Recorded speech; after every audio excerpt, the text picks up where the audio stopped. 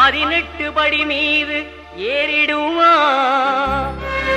கதி என்று அவனை சரணடைவார். அறிமுகம் கண்டே மயங்கிடுவார். ஐயனை துதிக்கையிலே தன்னையே மறந்திடுவார். பள்ளிக்கட்டு சபரிமலைக்கு கல்லும் முள்ளும் காலுக்கு மெத்தை சுவாமியே ஐயப்போ சுவாமி சரணம் ஐயப்ப சரணம். பள்ளிக்கட்டு சபரிமலைக்கு கல்லும் முள்ளும் காலுக்கு மெத்தை சுவாமியே